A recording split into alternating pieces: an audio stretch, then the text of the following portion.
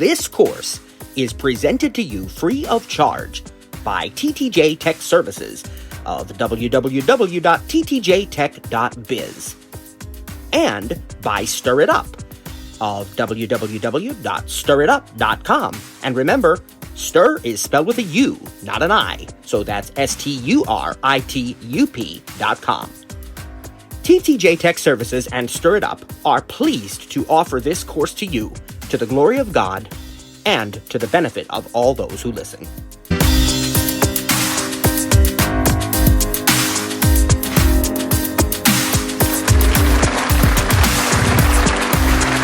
right. Well, praise God. And once again, my friends, welcome. Whether you're live listening or you're tuning in later on the podcast, on any of the platforms that we're on, we want to welcome you. This is Voiceover In and Out. I want to remind everybody that we are meeting 3 times per week now from here on out until the end of this course. And this course doesn't have that much more left to it. Just this month, and we will have our final session on the 23rd of December, which is a Tuesday. And that will be our final wrap-up session for this course. Now, what's coming after this course? Well, we'll have a little bit of a break for Christmas, and we will be sending out information about the spring season, which actually really begins in January, even though spring doesn't begin till March, but we consider that our spring semester, and that's going to be from January through to May, the end of May. We will be sharing all the details about that with you through the newsletter. So if you haven't already, make sure you are subscribed to, or make sure you subscribe to our newsletter, which you can find at our website, www.ttjtech.biz. You can click the subscribe button if you've not already done so, enter your email address, and it's pretty simple. That our system that we use doesn't have a whole lot of fanfare when you subscribe or anything, but the next time we send out a newsletter update, you will receive it then. And I think we do have most of you already probably subscribed to that, but if you've not already done so, you want to do that so you'll know what we're offering in the spring. Typically, we have some small, what we call digital cafes. They're kind of mini courses, just a couple of weeks long usually. We do those January and February usually, so there'll be some Apple TV and some Apple Watch and stuff like that. And usually our iPad course, our flagship iPad course, begins in March and goes March through May. And Trainer Cliff does typically do the More with the Mac course as well during that time. And so there's lots to look forward to, and you'll want to possibly some other things as well, but you'll want to be subscribed to that newsletter so you hear about that very soon.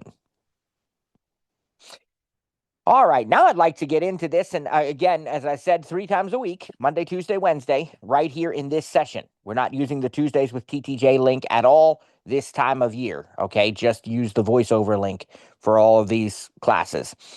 And today's class, we're going to be talking about some useful settings. I want to spend a few minutes with you on the settings app because it's there's just so much in the settings app, and there's no possible way we can cover it all, nor does that really make sense. But we can talk about some highlights, and we can talk about some broader concepts that I think are important to really give you a good understanding of the way that iPhone settings work and so on. And for starters, I would like to talk about the way that you should maybe consider exploring this, which is to take some time and look through the settings on your own. Just open up settings, and you can look at any of the categories that interest you. Remember that you're not going to break anything, right? It's you can always change things back, but we encourage people to do this anytime they get a new device, even if they restore that device from a backup, to make sure that things are the way that you'd like them to be. And certainly when there's a new update, especially a major update, for example, from iOS 26 to what we assume will be 27 next year, and so on, which isn't really all that far off anymore because at least for developers and beta testers, we'll get that as early as June or July. And so it goes quickly. There's always like a major release each year. We were on the really what would have been version 19 because we had iOS 18 last year, but they redid their naming and numbering strategy. So it's iOS 26 now. So we can assume 27 will follow. But when you get a major update like that, and sometimes even the smaller incremental ones, it's not a bad idea to go through your settings and see what's new, what's changed, what's been added, those kinds of things, so that you have an idea of the kinds of things you can do with your device and the kinds of settings you can change. Now, one of the things that I want to address, because we get this question a lot, and interestingly, we get it from both sighted and non-sighted users, although probably more so, I dare say, for non-sighted users, because, there used to be a school of thought, and in a lot of situations, it was kind of necessary a while back, right, with certain screen readers, JAWS and so forth, where you really had to change certain settings in order for the screen reader to work properly.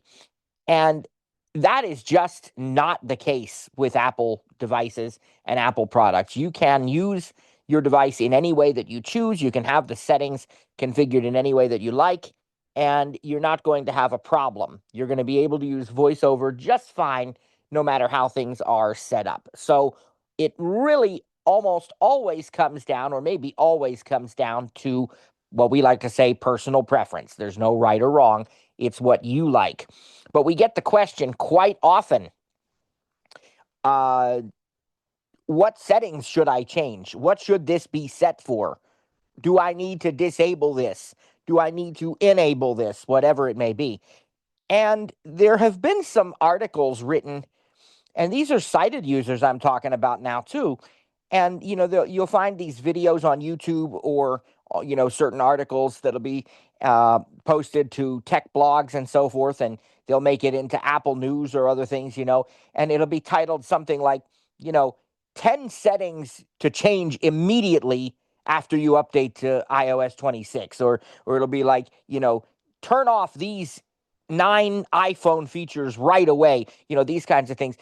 And, I'm certainly not condemning anybody. God loves you, whatever. It's not a thing like that. But I don't agree with that school of thought one bit, not even a little bit, because those things are all personal preference, right? They're there for that reason. You can decide, and there may be good, valid reasons that the authors of those articles are saying that you might want to consider turning those settings off. But in my opinion, it's more clickbait. It's more a dramatic title to get your attention. They really don't have to be turned off, quote unquote, right? And even the ones that people recommend, it's still personal preference. It's what you like and how you like to use your device. And having said that, in fairness, I have some settings that I certainly recommend to people also if they ask me. And I'll say, this is why I do it this way. This is why I think you should do it this way. But it's up to you. You have to decide. So, if you're thinking that you need to go through your settings to make sure they're set a certain way, you're the arbiter of that. Only you can decide how they should be set for you. And I think it's very important for you to know what is available rather than just telling someone else to set it for you. Um, we do, for our gold customers, we do 2 free tech checks per year. And what a tech check is, essentially, for those who live locally to me, I do them in person sometimes, and I certainly do them remotely for a lot of our gold customers. uh, is we look through your settings and we say, this is what I recommend. This is why, but what is your setting set to, and do you want to change it? Do you want to leave it? So again, I have, recommendations. I have suggestions and reasons for that. Not going to claim that I don't, but it really is personal preference. So when we look through some of these settings, it really does come down to what works best for you.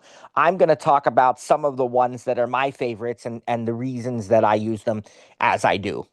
And the very first one that we're going to look at is one that we actually talked about at the beginning of this course, or pretty early on in the course. So I'm not going to spend too much time on it.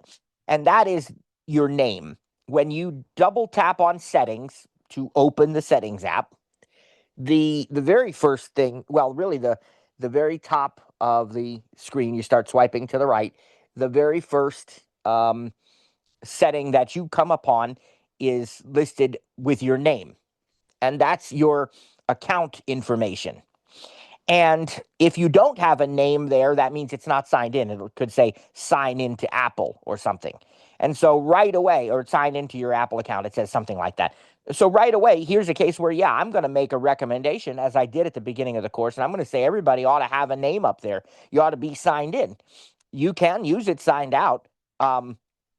But I don't recommend it because you're going to miss out on a lot. You're going to miss out on a lot of Apple services, iCloud, continuity features, all sorts of things that we've already discussed and many that we haven't. And so you're going to want, in my opinion, you're going to want to be signed in. You're going to want to see a name up there. And if you double tap for voiceover users, or just plain tap for non-voiceover users on your name, you have a lot of options, right? What you have is you can customize your account information. You have sign in and security. You can change your password if you need to. You can update your payment and shipping information if you want to. You can look at the devices that are currently registered to your Apple account and remove any old ones that might be there that you're no longer using, or you're not sure why they're there. If they really are legitimate, then whenever you go to use them again, they'll reappear there, but you can delete them. And there's also other options related to your Apple account, like, for example, the recovery contact, which allows you to designate someone who can help you recover your account if you would forget your password or something. They don't actually have access to your account, but they can receive codes to give you, to help you to get back into your account if you should happen to forget your password. And similarly, there's the option of having um, legacy contacts, and there's the option of having recovery keys, all sorts of different options related to your Apple account. One of the features that we talk about a lot with regards to uh, account security, and we do an entire session on what we call staying safe in a digital world. And so we'll focus on that more in that particular session. But one of the things we encourage people to do is to turn on two-factor authentication for their Apple account. And really, we recommend this not just for the Apple account, but across the board. Um, Anytime an app or an account supports either two-factor authentication or two-step verification or something of that sort, we encourage you to use it. And the reason for that is because it adds a really powerful layer of protection to the account that it's protecting, in this case, your Apple account. And, in the earthly sense, there's no unsinkable ship, right? My trust is in God and his protection.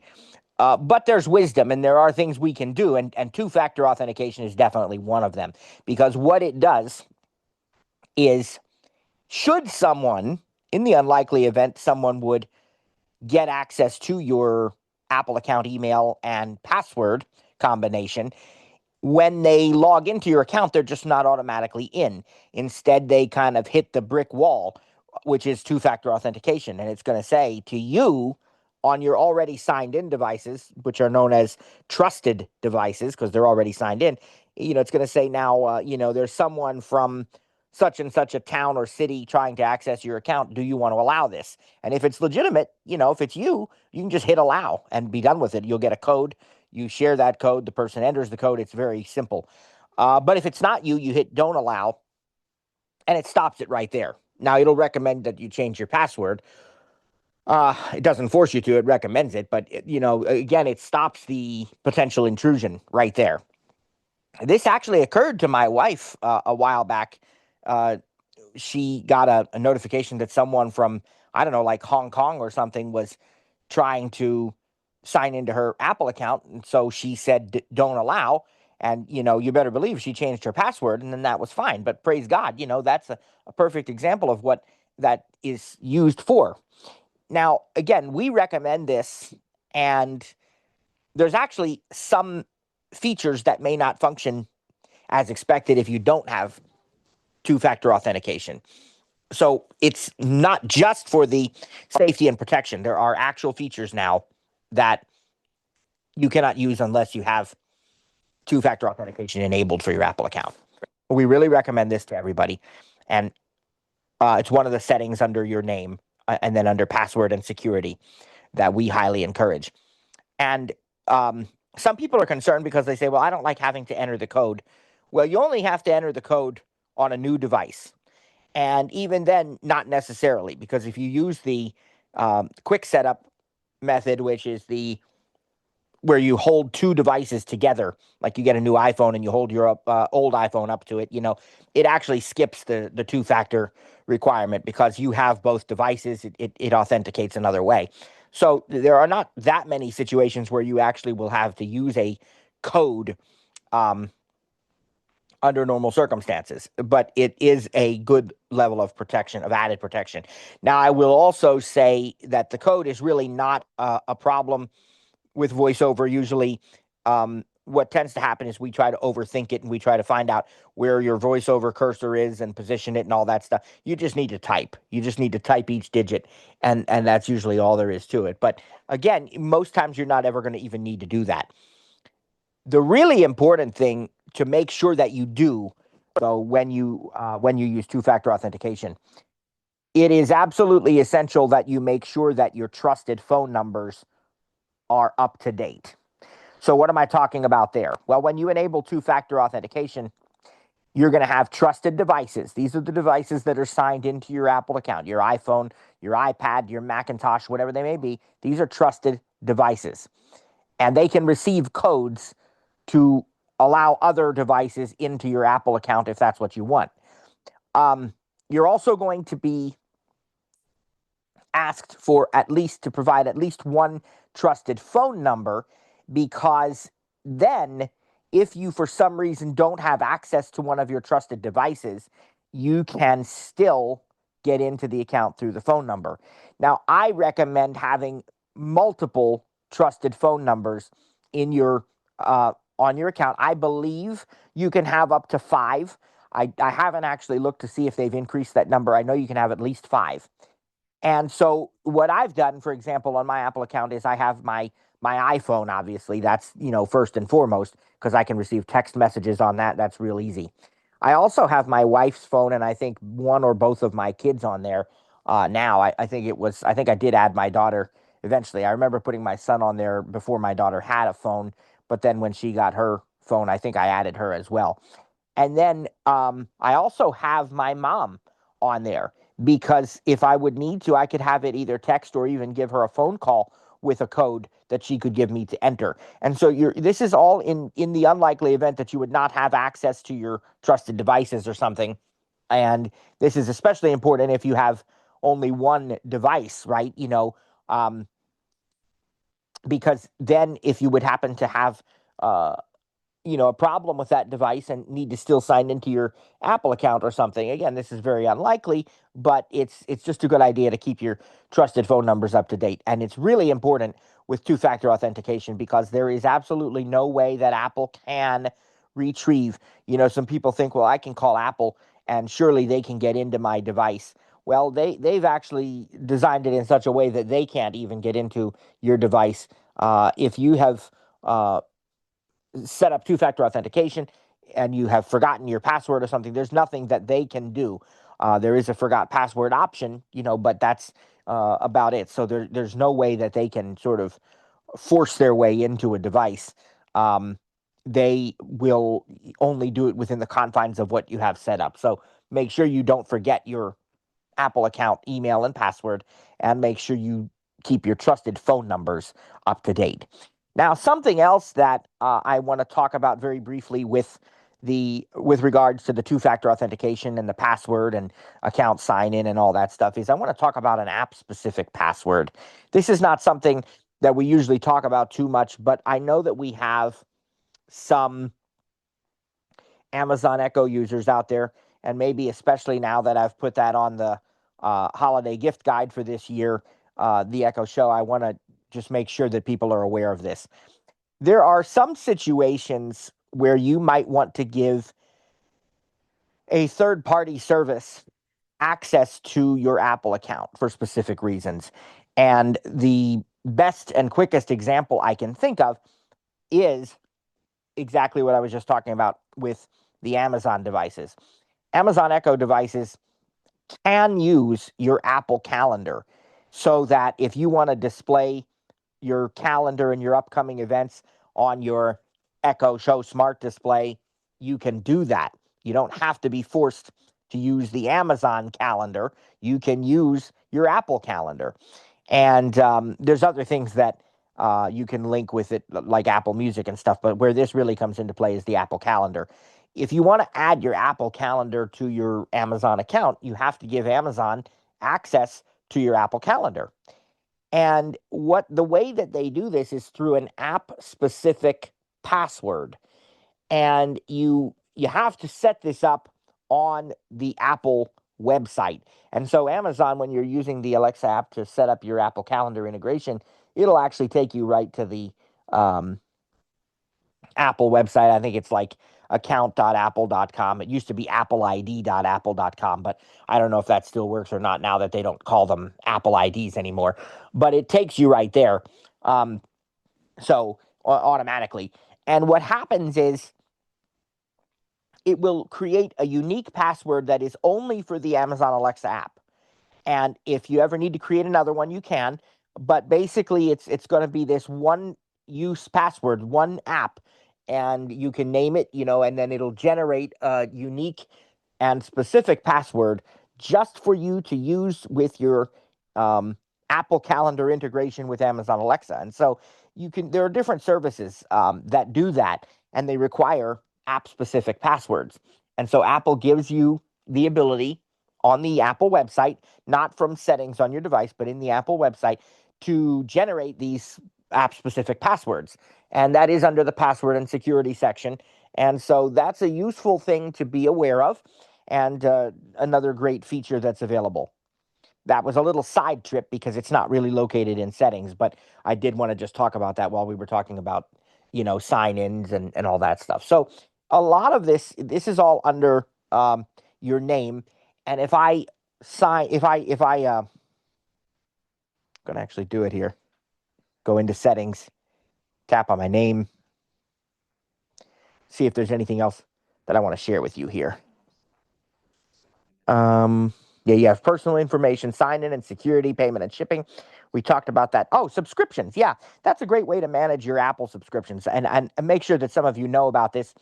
There are many apps that offer in-app subscriptions, right? Some of them are one-time in-app purchases, like it'll say, remove the ads, pay $3.99, and then you own that for life and you can restore it on future devices and stuff. But it's just $3.99 one time, and you've now bought out the ads. You don't have any more ads in this app or whatever, But then there are other ones that are subscription based, $9.99 a month or $99 a year or something like that. And they can be done directly through a particular app. You can manage all of those subscriptions right here in settings. So you go to settings, you tap on your name, and you just swipe over to subscriptions. This is, a really, really awesome feature, because one of the challenges that people find with subscriptions is, what if I ever want to cancel that subscription, right? And you can have subscriptions that are very, very difficult to cancel, right? Sometimes they are deliberately made difficult to cancel.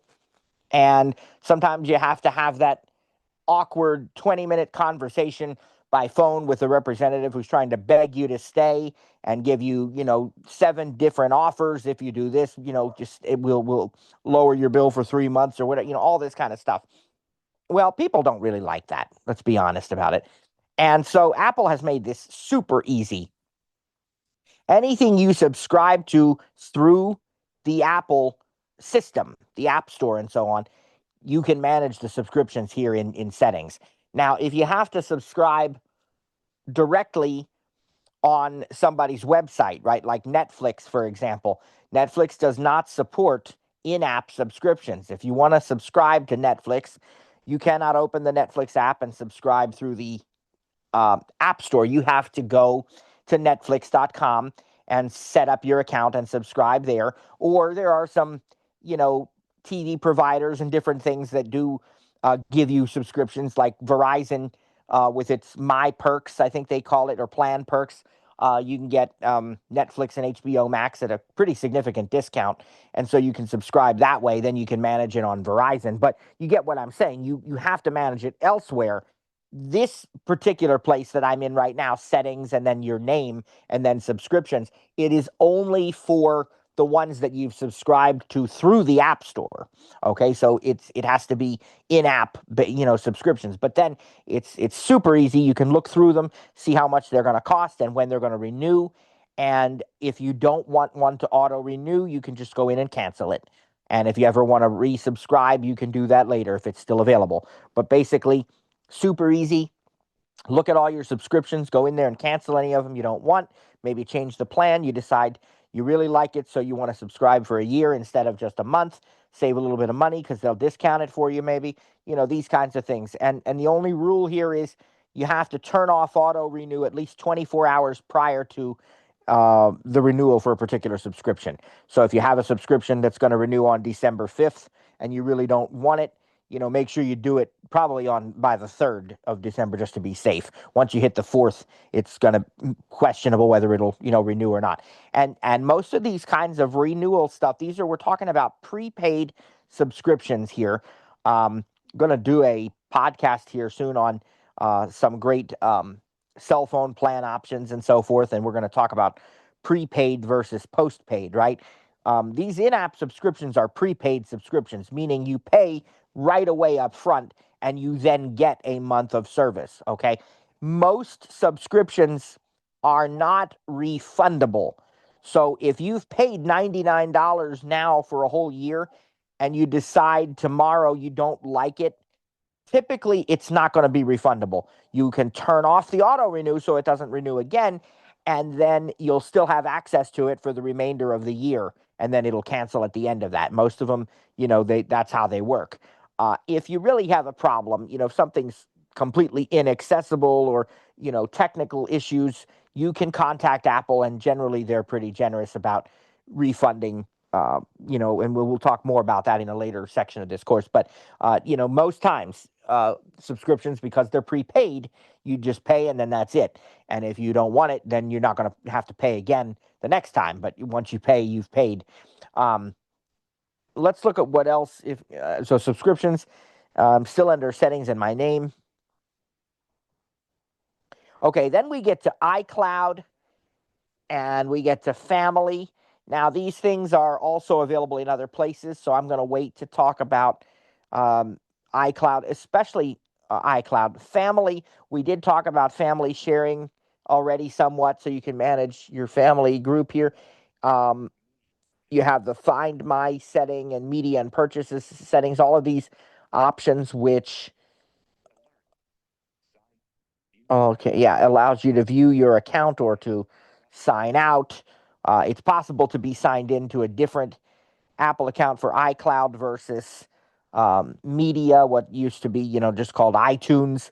I don't really recommend using two separate ones unless you have to for some reason. Um, then you have, okay, you have sign in with Apple. Now, sign in, again, I can't go through it. We just wouldn't have the time. It would be overwhelming. I'm not going to go through all of them like this. But sign in with Apple, I will tell you about, because that's a great, convenient way to sign in to other services using your Apple account. And there are many third-party apps and websites and services that support the sign in with Apple feature. Some of you may have seen like sign in with Facebook, sign in with Google. Well, there's sign in with Apple, and it just uses your Apple account and your Face ID, Touch ID, whatever. And it will even allow you to generate a random email address for that service, and then it'll forward any communications to your actual Apple account email. But it allows you to not have to share your real email address with other people if you don't want to. All right, so sign in with Apple allows me to see all of the apps that I have that are using the feature.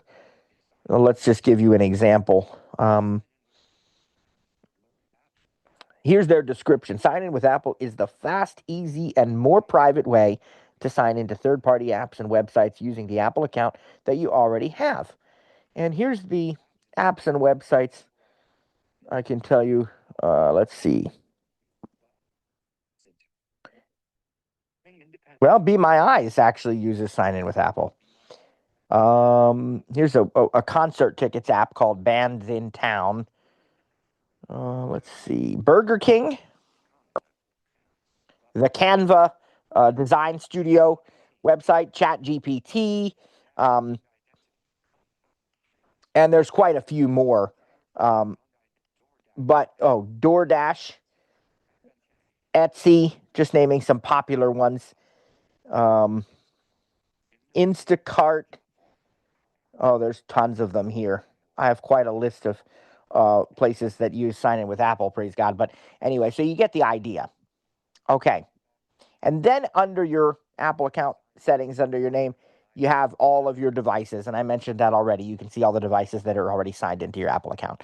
Now we're going to go back. I'm going to hit the back button at the upper left. We're back to settings. Again, I'm not going to go through all of these. You have airplane mode, Wi-Fi, cellular, Bluetooth, cellular, personal hotspot, battery. I mean, there's just so many, right? What I'm encouraging you to do is to play with them on your own. You might want to play with display and brightness. Look at some of the display settings, or maybe the wallpaper. Maybe you want to choose home screen and app library. Because you want to, and then there's wallpaper here you can customize. Maybe you want to put a different picture on there, or you want to change some of those settings. Maybe you want to look at action button. If you have a device that has an action button, you can customize what it does under settings here. Battery allows you to work with some different options. There's a new adaptive power mode. And then there's also the ability to see the battery usage per app, and you can also see your battery health, which we want to see at least at 80% if your device is 2 years old or less. That battery health maximum capacity should be at least 80%, if not higher, and that is not the current percentage of your battery. That is its ability to hold a full charge and to function at maximum peak performance. Here we have, of course, sounds and haptics, which I like to play with because I like to change my sounds periodically. And right now I have some Christmas text tones and ringtones and so on. So right now when I receive a text message, an iMessage or whatever, it plays a little bit of Deck the Halls, and then my primary ringtone is the Dance of the Sugar Plum Fairies right now. As we get closer to Christmas, I'll change that to Holly Jolly Christmas or something. I have a few different ones there. And then the other thing is that you can choose other sounds for different things, calendar events and the default system alert tone, and all sorts of stuff. So, and you can buy more tones. So all of this is under sounds and haptics. You can actually change the audio input as well globally under sounds and haptics now. Of course, we know about accessibility settings, and I think most of our users probably would be fairly familiar with that. As we scroll down here further in the list, we are going to We are going to talk a little about notifications and focus modes here in a minute. But I just want to say also screen time, of course, we think of with our kids, we think about, limiting their screen time or, different restrictions, but there's other things you can do under there as well. And let's see, emergency SOS, of course, privacy. Privacy is a good place to make sure you're aware of what is accessing your data and how. Again, I typically leave most of the stuff enabled. I don't always allow apps to track my activity across other apps. I do tend to choose the Ask App Not to Track option, unless I really am very familiar with the app developer and I like their practices or something, then maybe I'll allow it. I do allow location access whenever it asks for it, because if you don't, then that means you're going to not get some benefit of a particular app, right? So, we talked about reminders and how you can set up location-based reminders, right? And of course, the weather app can automatically give you alerts and so forth based on your current location. Well, you have to have location access in order for that to work. So when an app asks for that, when it asks for notification permissions and, microphone access and all that, I usually say yes to that, right? Because I kind of feel like, what's the point of having the app if you're not going to let it do those things? You're not going to be able to use it to its full potential. So I typically grant access there when it's needed, or when it's requested. But you can manage all that under privacy. And then we have three more down here at the bottom. We have iCloud, Wallet, and Apple Pay, and then we have apps. So apps takes you to a whole new list of settings where every app is listed there, basically, that you have on your device, and you can get into the settings for that particular app. And then iCloud, that's another way of getting to all of your iCloud settings.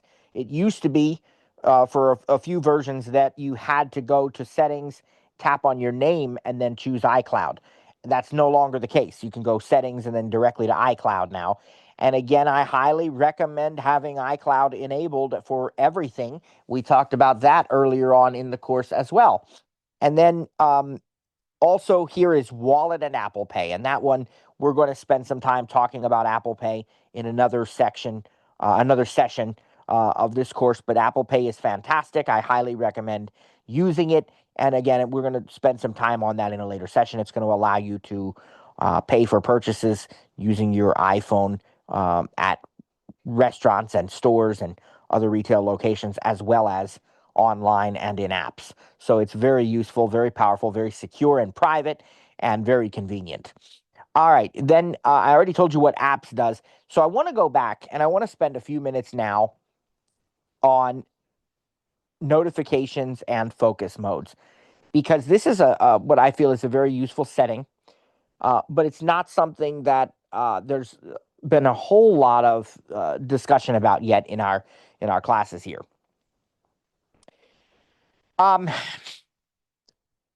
We've talked a little about notifications. We've talked about how to interact with notifications, the banners, the lock screen. We've talked about the notification center, where you can go back and review your missed notifications. We've talked about how notifications are actionable, so you can long press on a notification to get contextual options. We've talked about all of these things. But did you know that you can customize notifications to a far greater extent than that? For example, what if I want to receive only notifications for certain apps, but I don't want to get notifications from another app? Or, what if I only want to receive notifications at a certain time? Or there's so many ways to customize notifications. And then on top of that, we have focus modes, which takes that to an even more advanced step. And a lot of people know what do not disturb is, but they don't realize that do not disturb is just one of many focus modes that you can have. So there's so much here. Again, we're not going to be able to cover all of it. We're going to give you a little overview, and then we'll go to Trainer Sarah and Cliff if he's here, and then, we'll take your questions. But let me just go through a few of these with you. And I'm going to go to settings. I'm going to go to notifications. And I'm going to talk about some highlights here. All right. So the first section we have under settings and then notifications, we have display as, and you can choose count, stack, or list. I'm not going to get too deeply into that right now. This has to do with the way notifications are going to appear on the lock screen. And I'm going to kind of skip over that a little bit. Now, here's something called scheduled summary. What this does, if it is enabled, is that it will allow you to choose which apps display a scheduled summary. And for those particular apps, instead of receiving notifications from the app all throughout the day, you will only receive those notifications at specific times of the day that you've requested. Now, there are such a thing as time-sensitive notifications. And these are notifications that the system believes you need to know right away. An example of a time-sensitive notification would be a weather alert. We have some snow out here today, and praise God, we had a school was closed today, or they did a virtual day, really. It wasn't closed. They just did what they call a flexible instruction. So my daughter's been home with us and my wife today, and they get to work from home. We had some snow and some ice, but, overnight when this thing started, I started getting weather alerts on my phone saying, warning, winter weather advisory. There's going to be snow and hazardous road conditions. And then a little bit later, I'd get one that say, snow is about to begin. I'm paraphrasing, but basically, snow soon, expected to start at, such and such a time. And, another alert popped up saying heavy snow, and these kinds of things. Those are time sensitive. You're going to want to know them right away, not wait till hours after they occur to find out about them. Another example of a time-sensitive notification is a calendar alert, right? Because you want to know what's on your calendar now when it's needed, when you've set the alert, to go on. And then there are some perhaps less serious, although some people might say they're just as serious or more, but still meaningful. Like, for example, your favorite sports team is now playing live on ESPN or on whatever, or it's a close game and they're in overtime or extra innings or whatever. Those are time sensitive notifications. So when you do scheduled summaries, time sensitive typically will override that. But you can also use scheduled summaries for only particular apps that you choose, and the rest of the apps then will deliver the notifications in a normal fashion. But you can choose specific apps. If I go into scheduled summaries, what I find is that, let me just go in here and tell you. All right. Yeah, so you have the toggle you'd have to turn on before you can do anything else. And then you can pick it says bundle non-urgent notifications and receive them in a summary at convenient times. So then you can pick the scheduled delivery times. And then you can get what's important. Calls, direct messages, and time-sensitive notifications will be delivered immediately, even for apps in your summary. So that's nice to know. But then when you hit continue, you can now choose the apps that are going to be in the summary. So maybe I always want to see my notifications from, my favorite sports app right away. But maybe YouTube, which delivers a lot of notifications when people upload things, I don't really want to see them instantly. I want to see them only at a certain time of day. Or, Facebook, maybe. I don't know. And then again, There's other ways even to customize those to do what's called deliver them quietly. So they're not going to show up as banners. They're only going to be on the lock screen or in Notification Center. And so I'll show you how to even do that here in a little bit. But that's scheduled summaries. That's the first thing. Let's go back. The next thing I have after scheduled summaries is show previews when unlocked is the default here. What that means is that, and this is the default on Face ID devices, not on Touch ID devices. You can change it there too. But what it means is that if I pick up my phone, but I don't authenticate with Face ID, it's not going to show me the text of a message that I've received, or it's not going to show me, a news alert detail unless I use Face ID to authenticate. Now I'm going to see the message or the notification preview. And so that's a security and privacy feature. And again, it's called show previews. Then we have screen sharing, and notifications are off for me. So that means that when I use something like AirPlay screen mirroring that allows me to mirror my iPhone's video and audio to my Apple TV or smart television or whatever, notifications aren't going to show up while we're watching something from my phone or I'm giving a presentation or something. So that's a useful setting. Now we have a section here called Apple Intelligence. I have not enabled any of these. I don't want to do that because I want to see them in a normal fashion. Again, that's personal preference. It's not a right or a wrong. It's just my preference is I don't want to do that. But you can prioritize you can have it prioritize notifications and you can have it summarize notifications. So I've got those off.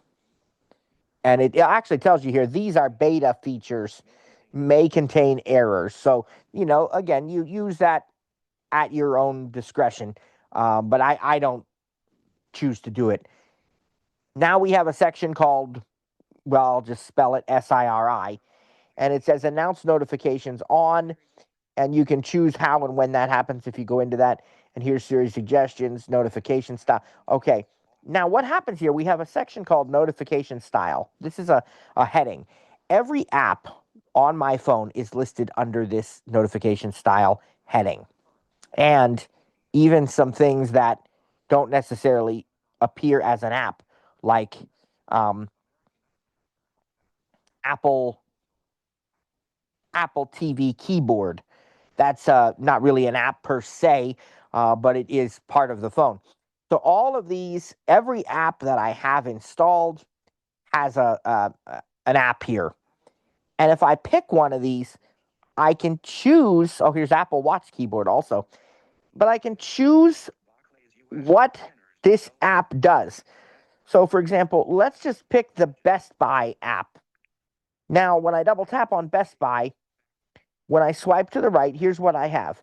Allow notifications. So right away, if we don't want any notifications from the My Best Buy app or whatever, we can turn them off. Just double tap that, toggle it off.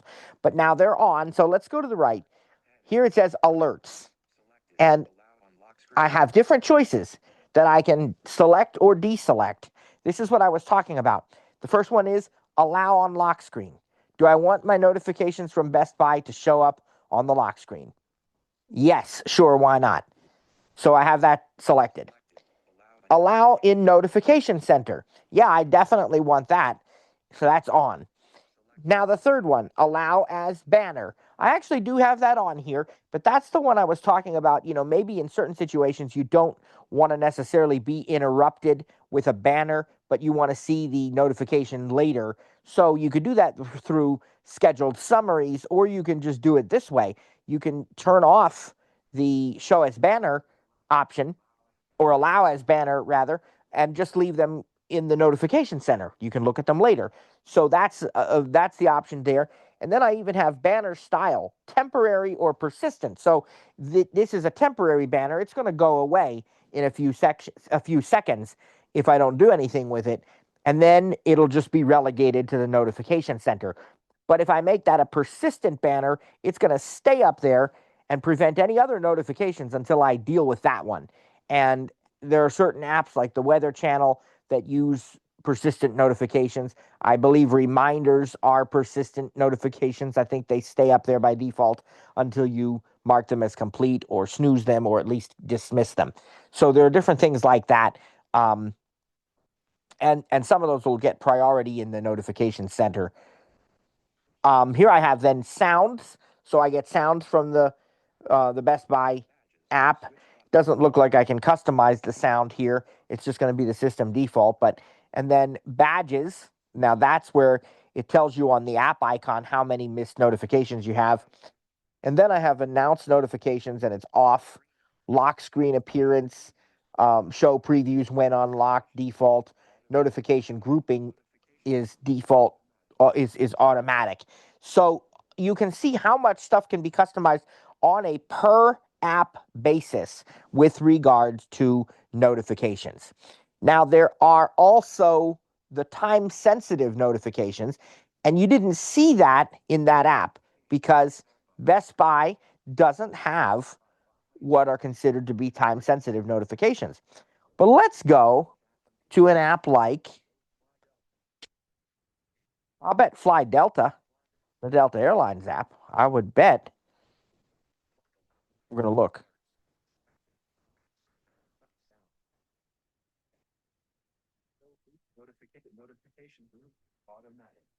Actually, I don't see it there.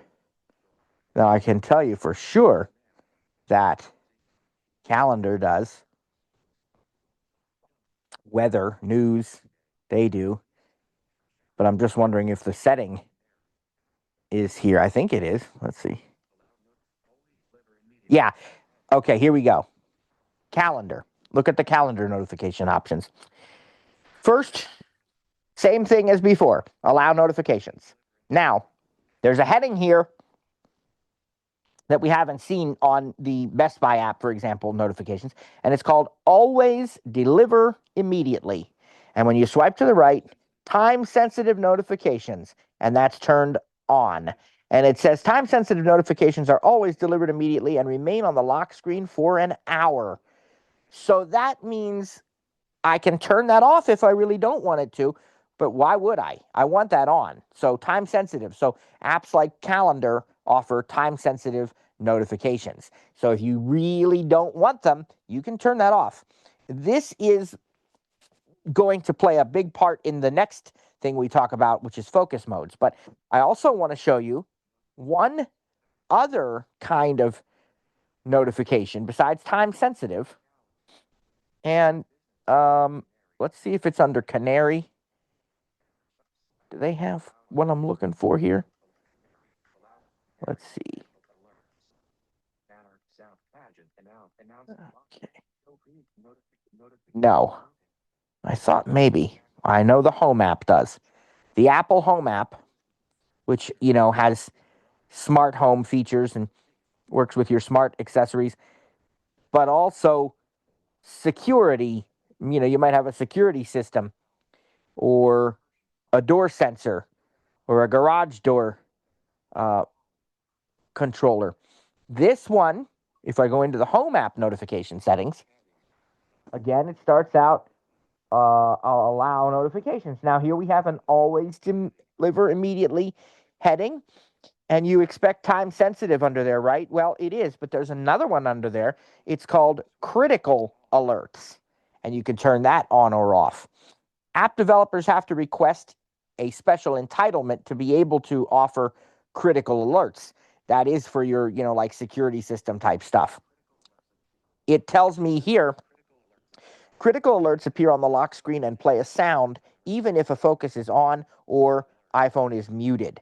So that's really important to understand. Apps that support critical notifications or critical alerts will give you a special prompt to enable them in the first place, and you can choose not to. But if they are enabled, they're going to make a sound even if your phone is muted. And they're going to break through even your do not disturb focus and things of that nature. All right. Then at the very, let's see, at the very bottom of your um, list of apps, you have um, the government alerts and enhanced safety alerts. They're going to be called as well. And so you have different options there that you can enable, things like public safety alerts, emergency alerts, things of that nature. All right, so that is the notifications section of the settings app. And now we're going to do one more. We're going to talk about focus modes. So I've told you that do not disturb is a focus mode. But what is a focus mode really? Well, a focus mode is a way of minimizing distractions or interruptions by determining a set of apps or contacts or triggers that either will or will not be able to send you notifications. Now, you can have multiple focus modes, and to my knowledge, there's no limit on the number you can have. By default, there is a do not disturb focus mode, and there are personal and work focus modes that you can set up. There may be a while driving focus mode available, and there might be, if you use some of the, fitness apps and the Apple Watch and so on, there might be a workout mode, these types of things. And then you can create your own custom focus modes as well. Now, how is the best way to do this? Well, again, there's no right or wrong. It is all personal preference. Some people like to have a different focus mode for each thing. Like they might, for example, have a work focus mode that they, turn on when they're at work. They might have a personal focus mode that they use when they're at home or maybe at the dinner table or something, and then they might have a separate do not disturb and all of these kinds of things. I don't really do it that way. The benefit to doing it that way is potentially if you want to have different home screens, because you can actually control your focus modes so specifically right down to the home screen icons that are available to you. So if you're tempted to, maybe for work you need, pages and Keynote and numbers, maybe your website builder, maybe Zoom and, a couple other apps like that. But you don't want to be tempted to play Fortnite or Candy Crush while you're at work. So you can actually have your home screen configured so that when you're in the work focus mode, you have a special work focus home screen and it doesn't have Candy Crush on it and those kinds of things. Well, I guess you don't really have Fortnite here in the US anyway. I don't know. I don't remember where they're at with that whole thing, but you get the point. So that is maybe the benefit of using separate focus modes for different things. I don't do that. I basically use the do not disturb focus as my only focus, and then the rest of the time I just don't have any focus on. Now, there is one exception to that, and I'll talk about it in a little bit. But how can I do that? How can I use do not disturb for all of these scenarios? Well, because these focus modes are so customizable. There's so much that you can choose and really customize this to the hilt. So that's all I need, and it works for me. So rather than me trying to remember and overwhelm you with a long dissertation, I'm going to just go into my focus settings for Do Not Disturb and show you what the options are. And that'll allow me to talk to you about what you can do with each focus mode. So I go to Settings and then Focus. And then the first thing I see is the Add button because I can create new focuses. The next thing I see are my existing focuses. Do Not Disturb, which is the main one that I use. And by the way, it happens to be on right now.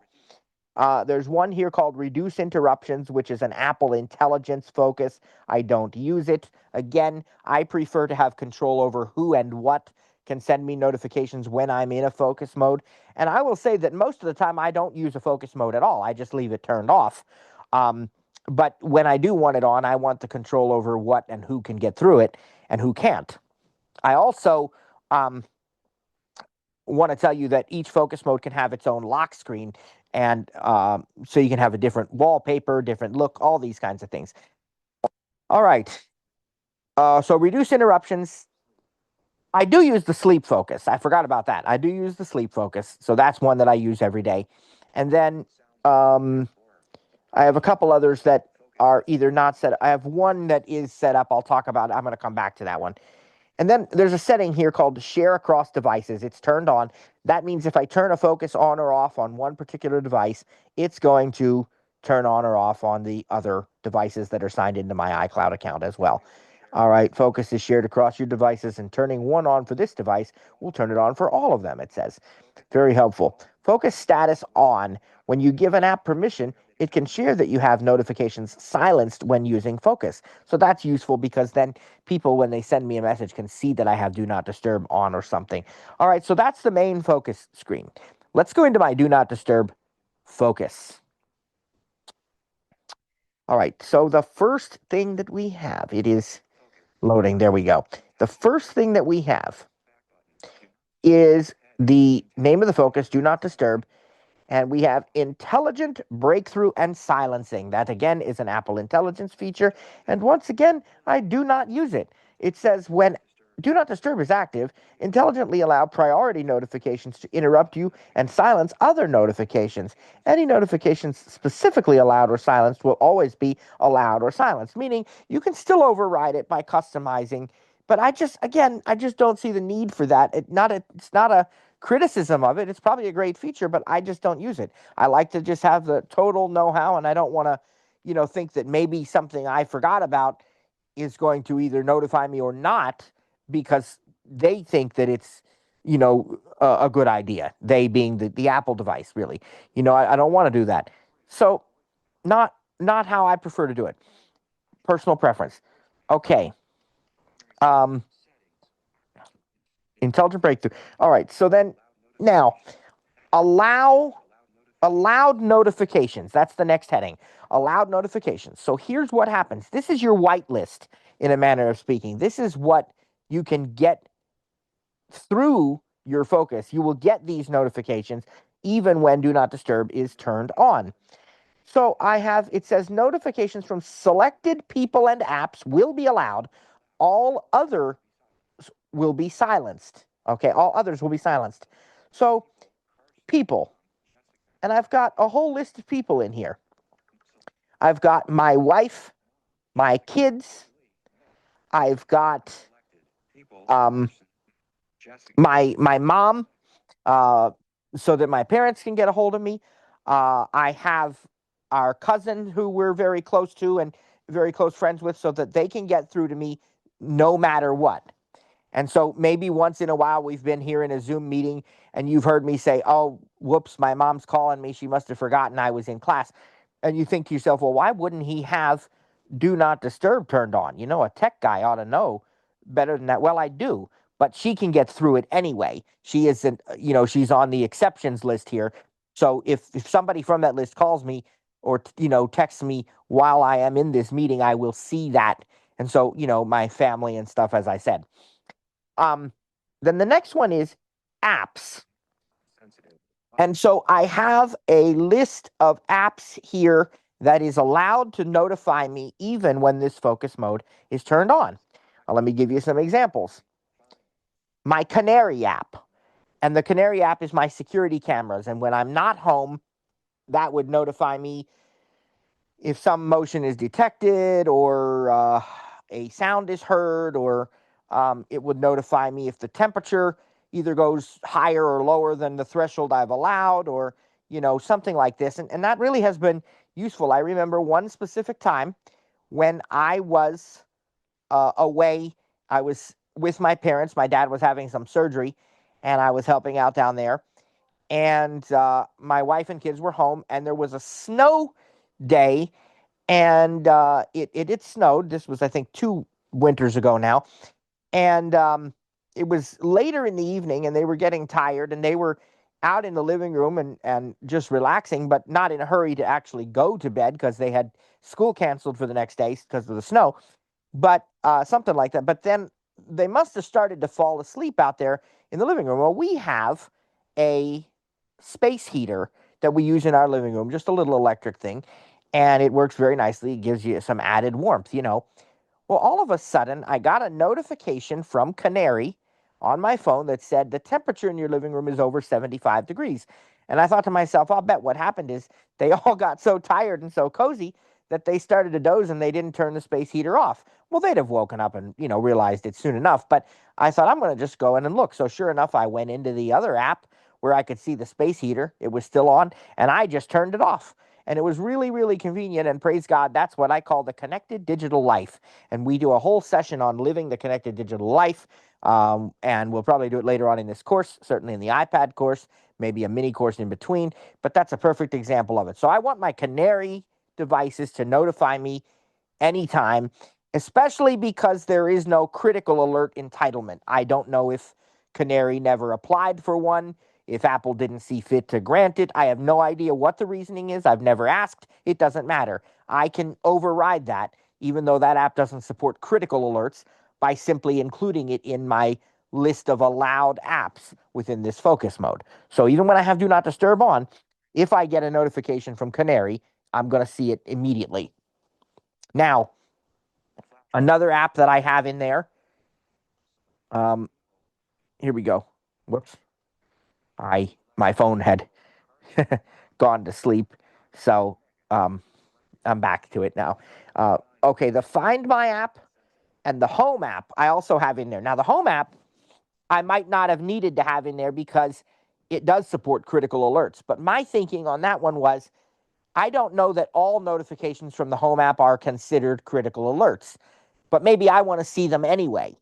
So I put the Home app in there, to Find My app in case somebody needs, to find me with that using, a location or whatever. So there's my list of allowed apps. Now, the other thing that's allowed in there is time-sensitive notifications. You can choose on a per focus basis whether time-sensitive notifications are allowed. I have them allowed here. So yes, if I get a calendar alert that's time-sensitive, a weather alert, that's going to come through when this focus is on. All right, the next thing we have is an options button, and I am going to go into this, and I'm going to tell you what's there. So what we have, I know this is a lot of information, but hopefully it's giving you an interest in this, at least showing you what you can do. All right, the first heading is called Silence Notifications. Do you want to show your silenced notifications on the lock screen? Even though they don't notify you and interrupt you, do you want them on the lock screen? I have that turned off. It is not on for this focus.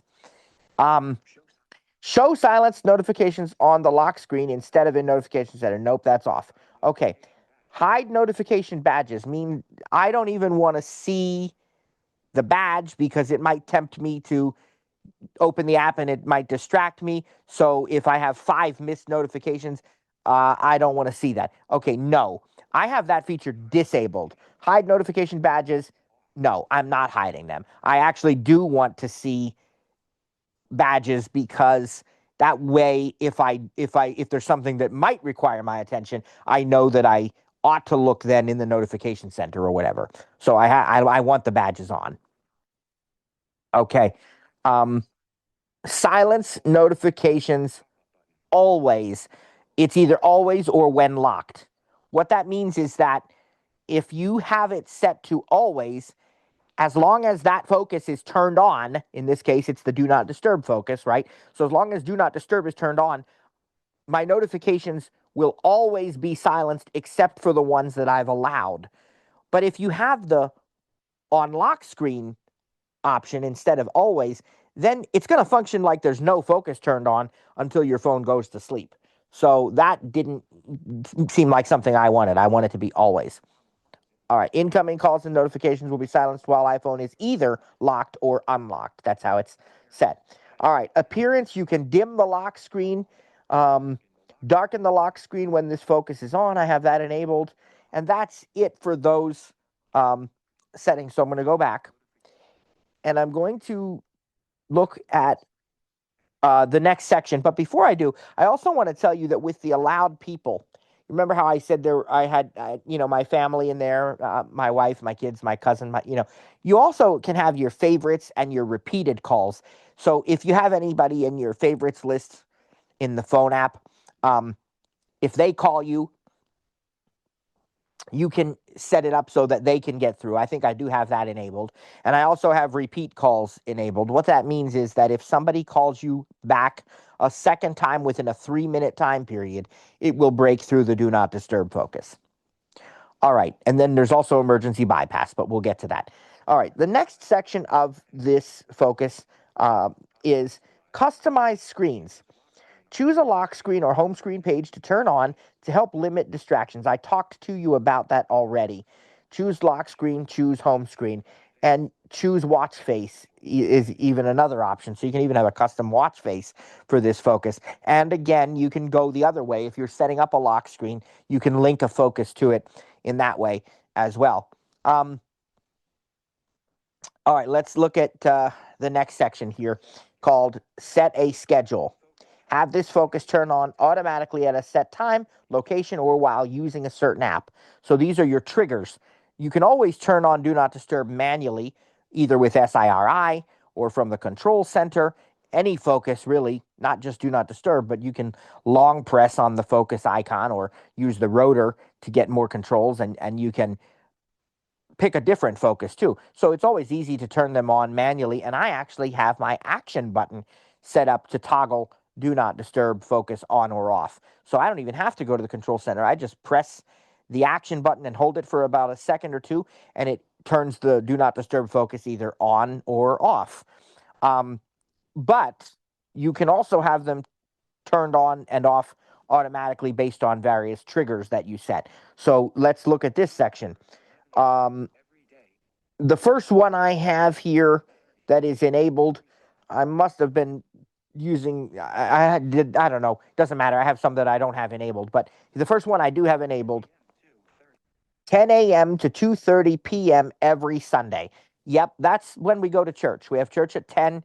We usually go out to lunch together, the whole family, after church. And so I could have set it that when I arrive at church and leave church, the focus turns on and off respectively. But I wanted the focus to stay on while we're at lunch too. So I just have it set to turn back off at 2:30 p.m. And that way it doesn't matter whether we're at lunch for a little bit longer, or maybe we're not having church at the church building that day. Maybe we've gone to some, once in a while we have it at a local community park or something. So there's reasons that I did it that way. So it is a time-based trigger. Every Sunday at 10 a.m. it turns on, and at 2:30 p.m. it turns back off. Now I have some app triggers. When I open the Books app, because I'm going to be reading in the Apple Books app, it turns Do Not Disturb on. As soon as I leave the Books app, it turns Do Not Disturb back off. Now, it's really important to understand the extent of what I just said. If you really were listening to it, you might have caught it, but I want to really explain it to you. If you so much as browse away from an app, the do not disturb focus will turn back off if you have it set up as an app trigger. All right. And I'll give you a real practical example of where this could be an issue. I have do not disturb set up to turn on when I open the Zoom app. You'll see in my list here, there's a lot of different apps that are here. So my TV apps, but also like voice memos and stuff. But here's Zoom while using Zoom, right? So anytime I open up the Zoom app, it is going to turn do not disturb on. But what if I am demonstrating something on the same device, right? So I'm not in Zoom anymore. I still have the Zoom meeting active, but I leave the Zoom app. Guess what happens? Do not disturb turns off. Okay, so just be aware of that. If you set it up as an app trigger, that app actually has to be in the foreground. Okay, if it isn't, the focus goes off. So if you don't want that to happen, then don't use an app trigger. Use something else instead. Okay, you can add a schedule here. Again, we can do time-based, and we can have multiple, days of the week, different times of day. And then we also have the app-based, which, again, anytime I open up such and such an app, the focus mode turns on, Now we even have another section under here called focus filters. This is where you can customize how your apps and device behave when this focus is on.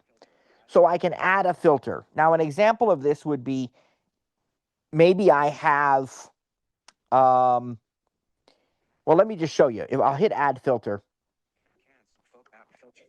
and I can customize apps during do not disturb. So here are the ones that I can choose from.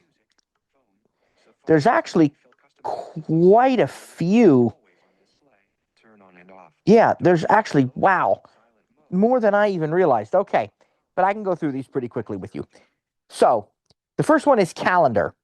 I can filter calendars so that when a focus is turned on, I only see events from a relevant calendar. So again, a great example of this is, when you have your work focus on, you only want to see your work events. Okay, that's a very simple and straightforward example of that. Now you have mail and then messages. So mail, you can filter inboxes.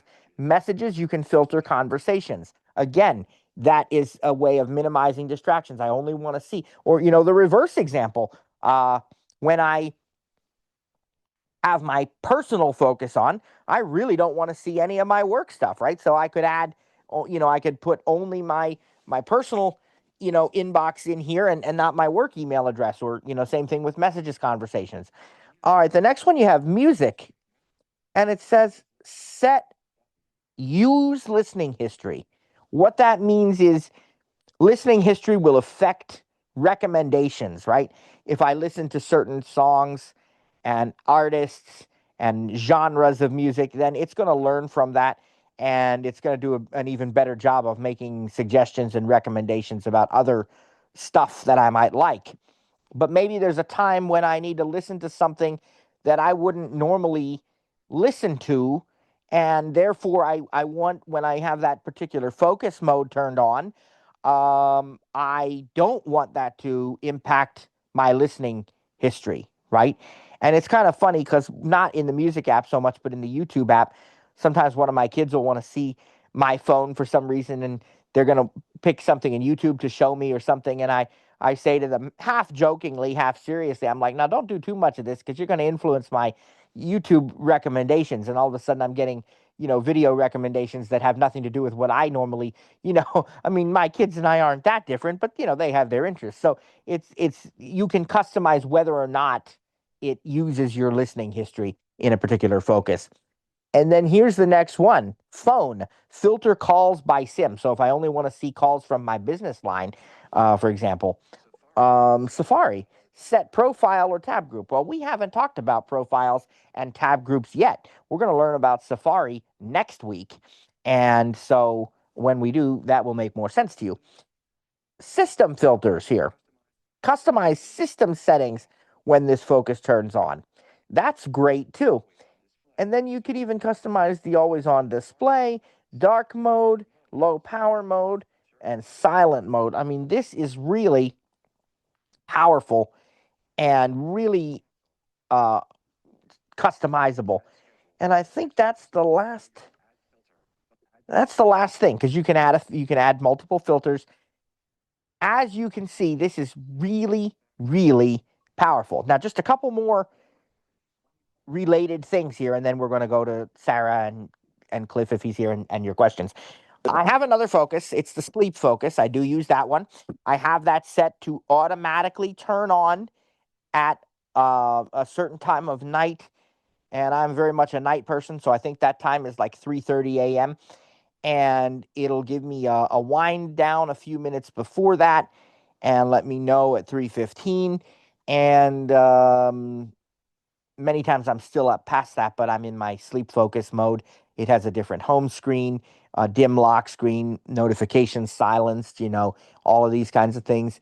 And then in the morning, it gives me a special wake up alarm, and all of that. So it's very useful to sleep schedule, and it's a different sleep schedule on Sundays because I like to go to bed a little bit earlier on Saturday nights because we get up for church. So it's very customizable. You can have a different sleep schedule for each day of the week if you want to. But that is set up through the Health app, which we really haven't talked about, but it is available. You use the Apple Health app to initially set up the sleep focus. And then there's one other focus that I have, and I just want to share with you what that one does. That particular focus is called Sound System Connected. And I just used that the other day because I had to sing at our local Christmas event. We have a really fun event it was on Small Business Saturday, right after Black Friday, downtown. They had all kinds of, food and vendors and shopping from the local businesses. And then we had a parade and a tree lighting and everything. Well, I was asked to sing for a little, I don't know, I sang for maybe about an hour, a little less, whatever. And in order to sing, I used background tracks that I had on my iPhone, which meant that I had to connect my iPhone to the sound system that they had set up there downtown at the event.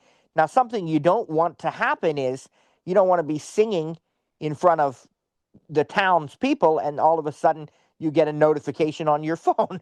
So Sound System Connected is an extremely aggressive focus. I have basically disabled all interruptions. There's no time-sensitive alerts.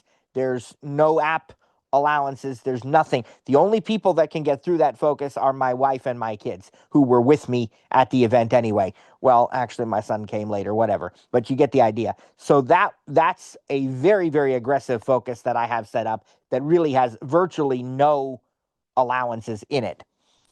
And then the last thing I want to talk to you about is emergency bypass. So emergency bypass is an even more aggressive way of allowing someone to break through. And you set this up within the contact details for a particular contact or multiple contacts. It doesn't matter, but you get what I mean. You can set up allowances for both text and phone calls or just one or the other. It allows you to pick a specific text tone and ringtone. And if emergency bypass is turned on, what happens is you can pick a specific text tone and ringtone anyway, but if you turn emergency bypass on, that person can get through no matter what, unless your device is completely turned off or it's in airplane mode. If you have any kind of data enabled or you have your cellular service enabled, your Wi-Fi, whatever, they're going to get through even if your focus modes are turned on. It does not matter. And even if you have your phone muted, it will still make the sound. That's the most aggressive breakthrough option that there is. I have that for my immediate family, my wife and kids. I don't remember if I have my parents and my cousin in that or if they're just in the exceptions list in the other way. But some people might put their security system company in there or, something like that too. But again, that's called emergency bypass, and that is managed on a per contact basis within the contact card, the contact details for a particular contact. So that's just one more important part of this. So what I hope you're getting out of all of this and seeing is just how much you can choose. Pretty much the sky's the limit, right? Pretty much your imagination, your way of coming up with what you want to have happen is what can happen. And so you can really set this up in whatever ways you want.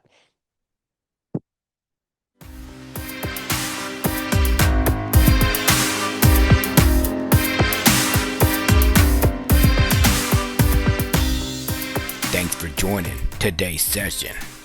Didn't get your question answered? Have an additional comment or feedback? Email us info@ttjtech.biz or info@stiritup.com. And remember, stir is spelled with a U. That's STURITUP.com. Or check out our websites for additional resources. That's ttjtech.biz or stiritup.com. And remember, subscribe to the newsletter when you're there. That way, you don't miss out on any upcoming announcements or events. Thanks for joining us. God bless, and see you next time.